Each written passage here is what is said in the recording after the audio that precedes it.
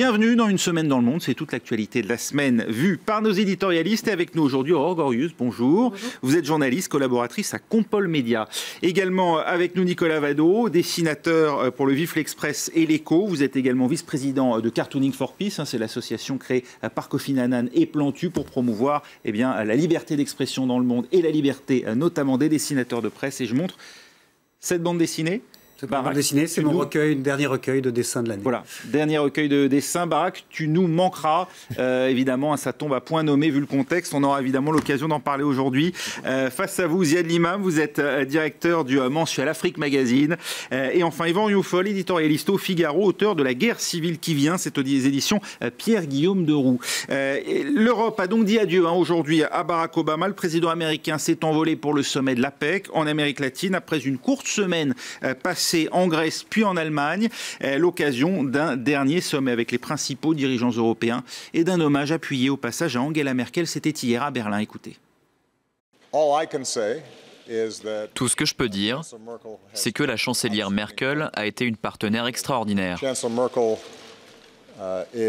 Madame Merkel est peut-être le dernier leader parmi nos proches alliés qui était là quand je suis arrivé. Alors Yvan Rioufol, il y a eu vraiment un haut niveau de coopération entre l'Europe et Barack Obama, ou est-ce qu'aujourd'hui on nous vend une histoire un peu magnifiée au regard de ce qui nous attend ?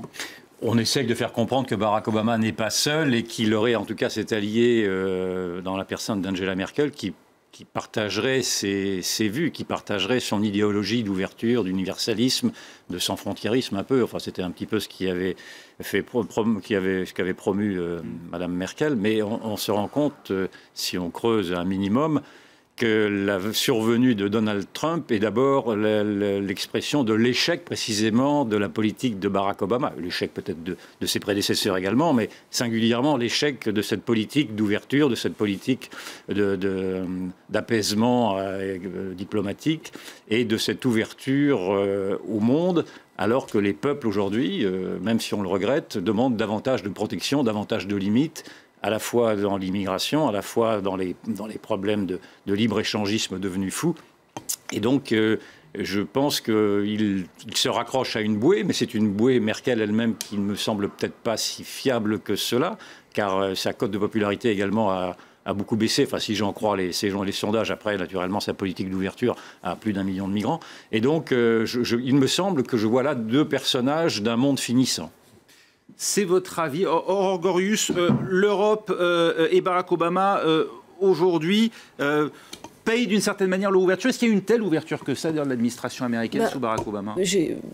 Finalement, si on regarde la politique étrangère de Barack Obama, ça a été assez souligné que sa prudence sur les théâtres extérieurs, il y avait une certaine continuité, c'est peut-être un mot un peu fort, mais il y a quand même une proximité avec l'isolationnisme de Donald Trump. Donc cette ouverture, certes, sur le reste du monde, mais quand même une prudence dans la politique étrangère.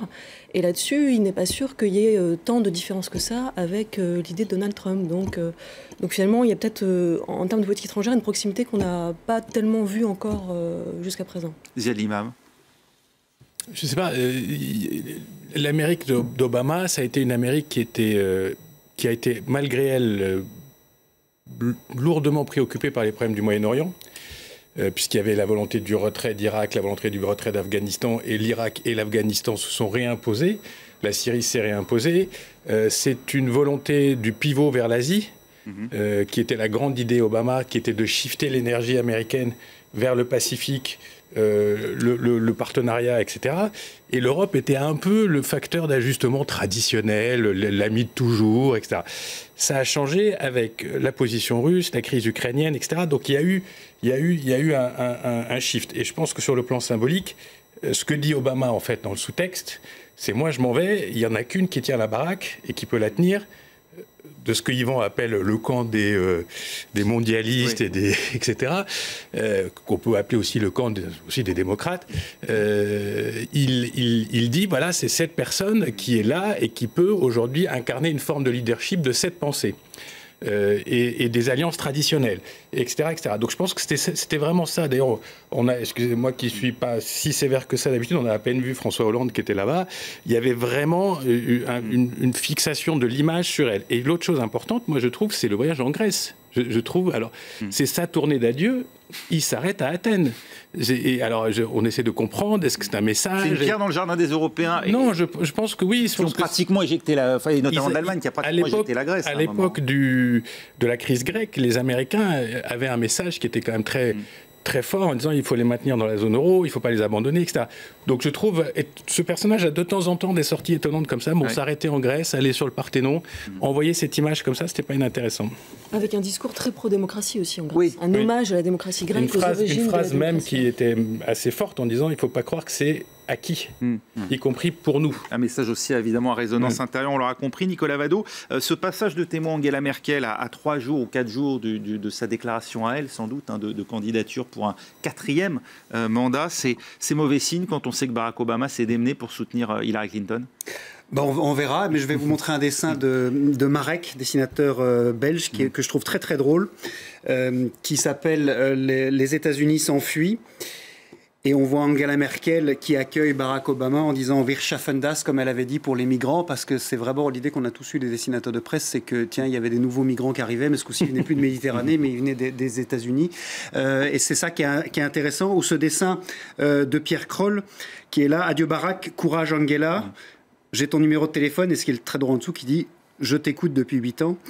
Ich war ein Berliner, bye bye. » Et c'est vrai que moi, je ne suis pas d'accord quand on dit qu'on nous vend ce monde finissant. Je pense que les Américains n'ont pas élu Donald Trump ou n'ont pas refusé d'élire Hillary Clinton sur base de la politique étrangère. Ils s'en foutent. C'est sur ce qui se passe à l'intérieur qui les a vraiment touchés. Notamment dans la Rust Belt. Ça semble dans la Rust Belt. Et moi, même si Barack Obama a un bilan extrêmement contrasté, il y a quand même quelque chose qu'il a fait pour nous, pour le reste du monde, c'est qu'il a quand même réconcilié un peu les États-Unis avec le reste du monde après 8 années de après 8 années de Bush. Et là, malheureusement, je ne pense pas qu'on va aller vers plus de réconciliation. Le meilleur exemple, et on va revenir tout de suite à ces dessins, mais peut-être le meilleur exemple, Yvan Rioufol, c'est ce prix Nobel qui a évidemment largement contribué à son image, mais que d'aucuns estiment quand même assez usurpé en matière de paix, puisque c'est de ça qu'il s'agit. Moi, je suis un peu plus sévère, en effet. Je pense qu'il ne méritait pas ce prix Nobel et qu'en tout cas, il a affaibli par cette prétention à vouloir se singulariser dans un pacifisme qui était un peu anachronique pour un pays en guerre malgré tout et qui multipliait les guerres. Il a affaibli, me semble-t-il, au contraire, l'image que l'on a. Alors certes, c'est une image qui est sans doute très, très idyllique et très, très jolie esthétiquement quand on voit cet homme-là.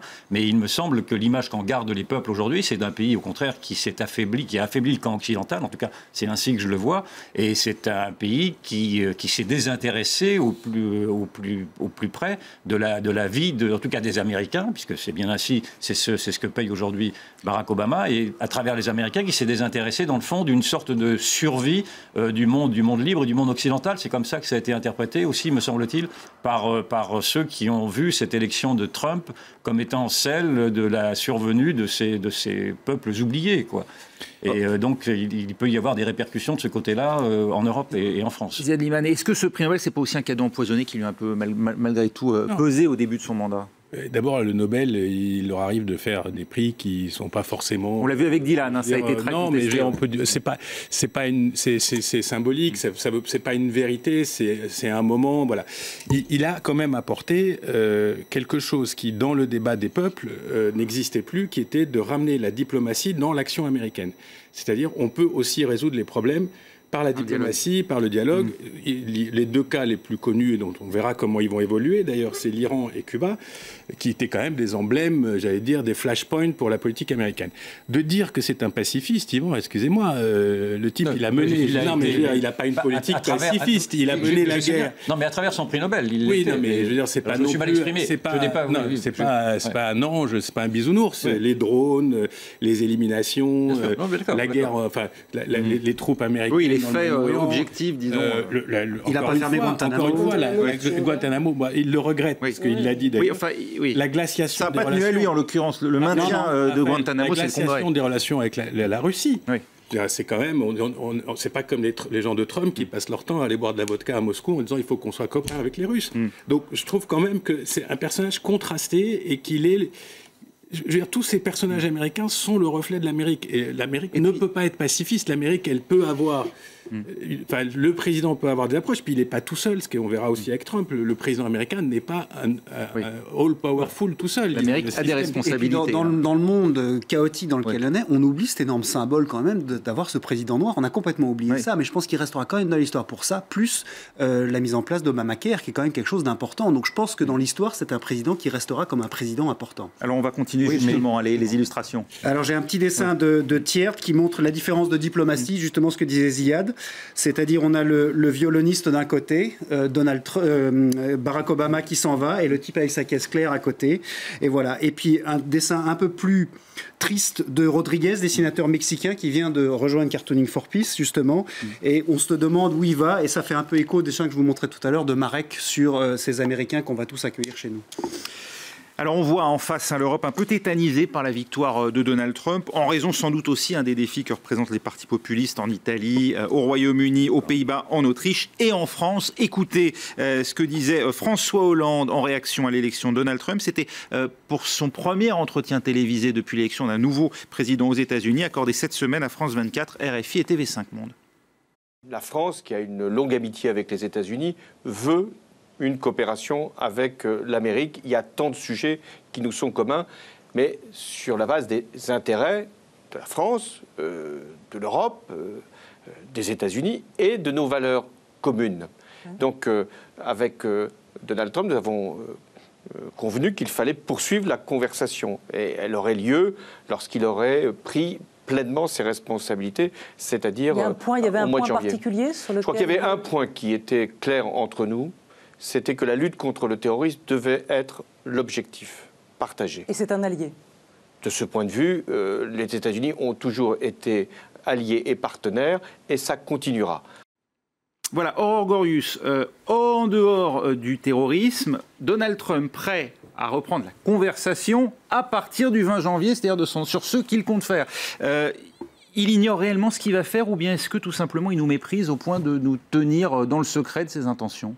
Je pense qu'il y a une grande part d'improvisation dans le programme de Donald Trump, si on peut appeler ça comme ça. On a vu à quel point les propositions ont été lancées à eux et à Dia, d'ailleurs dans un système de communication politique qui était très très bien pensé. C'est-à-dire que on lance un tweet le matin ou dans la nuit ou la veille au soir, c'est commenté toute la journée. Ensuite, on fait un meeting le soir pour reprendre.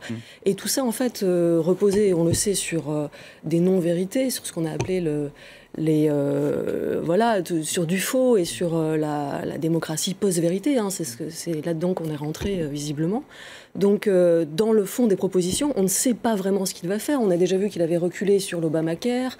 On a vu qu'il donnait des chiffres en matière de renvoi d'immigrés beaucoup plus inférieurs que ce qu'il avait annoncé au départ. Oui, on n'est plus à 11 millions, mais plutôt à 3. On est à 3, ouais. Donc c'est pas très éloigné de ce qu'avait annoncé, de ce qu'a fait Barack Obama. Donc finalement, sur le fond, on ne sait pas ce qu'il va faire. Par contre, on voit très bien dans les nominations, la part d'improvisation aussi s'illustre tout de suite là maintenant dans les coulisses des nominations. Alors on a un avant-goût de son équipe, celle qui va l'accompagner donc pour 4 ans à la Maison-Blanche. Et si l'on avait parlé d'équilibre au départ avec l'arrivée de Reince Priebus, secrétaire général de la Maison-Blanche, pour contrebalancer justement celle de Stephen Bannon comme haut conseiller chef de la stratégie, là aujourd'hui on a eu droit quand même à un strike, 3 personnalités classées très à droite. Jeff Sessions, sénateur de l'Alabama comme secrétaire à la justice, il s'est quand même distingué dans le passé pour des déclaration à la limite du racisme. Mike Pompeo, représentant du Kansas, nouveau patron de la CIA, est réputé assez proche des intérêts russes, très hostile en tout cas à l'Iran. Alors là, il va falloir concilier les contraires parce que c'est difficile de s'aligner sur Moscou et pas sur Téhéran. Et puis enfin, le général en retraite Michael Flynn, ancien dirigeant à des services de renseignement. Ça annonce quoi? Il y a d'une administration finalement en gros anti-Iran, pro-russe, anti-immigration, en gros dans la ligne de Trump. Je vais vous dire quelque chose qui va peut-être vous décevoir. Je pense qu'on se préoccupe trop de cette transition en ce moment et qu'il faut attendre que l'histoire se mette en marche, qu'on voit comment ça se passe. On peut dire, comment il s'appelle, le sénateur Sessions, il est ultra à droite, mais il répond à une partie très importante de la campagne qui est le volet anti-émigration. Et il fait partie des types les plus durs aux États-Unis, etc. Par contre, le Security Advisor, c'est un personnage beaucoup plus complexe, qui est certes, qui était en rupture de banc avec Obama, etc., mais qui vient du camp démocrate et qui est quelqu'un qui a surtout théorisé la lutte contre le djihad et qui a même des théories militaires qui sont un petit peu particulières par rapport aux États-Unis. C'est pas un partisan du maximum force. Il a des idées un peu particulières. Je dis simplement que là, on s'effarouche de tout ça. Mais tous ces gens-là, c'est l'establishment américain. Excusez-moi, quand vous allez à Washington, M. Sessions, il est au Sénat. Ça fait 25 ans qu'il est au Sénat et qui trimballe son passif ou son actif. Et personne ne conteste ça. Stephen Bannon, dont tout le monde dit « Oh là là là, mais Stephen Bannon, il fait partie des salons de Washington. » Bernie Sanders aussi est au Sénat, vous voyez. Non, mais je veux dire, on a l'air de s'étonner que l'apparition de ces gens au pouvoir. D'abord, ils sont le produit d'une élection. Il a dit, Donald Trump a dit « Je vais faire ça ». Alors après, on verra ce que ça donne dans 6 mois ou dans un an. Mais il met des gens qui sont de l'establishment et qui portent les promesses. Donc c'est pour ça que je dis, on va voir ce que ça donne. Dernier point. Je pense qu'il faut être prudent et faire attention, etc. Et comme on disait tout à l'heure, l'Amérique n'est pas un système. Enfin, je veux dire, c'est pas la montée du nazisme. Enfin, il faut faire gaffe, quoi. On entend des choses en ce moment. L'Amérique est une démocratie avec des contre-pouvoirs, le check and balance, un congrès, des agences fédérales. Il y a même des risques, et je m'arrêterai là. Il y a même des risques. On a vu, par exemple, des États dire moi, j'appliquerai le climat, même si Washington ne veut pas, ou des villes dire moi, j'expulserai pas, même si le président dit d'expulser. Chicago a dit qu'ils n'expulseraient pas, New York a dit qu'ils n'expulseraient pas, Los Angeles a dit qu'ils n'expulseraient pas. Donc, on voit bien que c'est pas un pays aussi monolithique. Méfions-nous de ce personnage qui a dit des énormités, mais je pense que le système américain est plus solide que ce qu'on dit aujourd'hui. On en reparle dans un instant avec la réaction d'Yvan Rioufol et Nicolas Vado. Restez avec nous, on se retrouve tout de suite.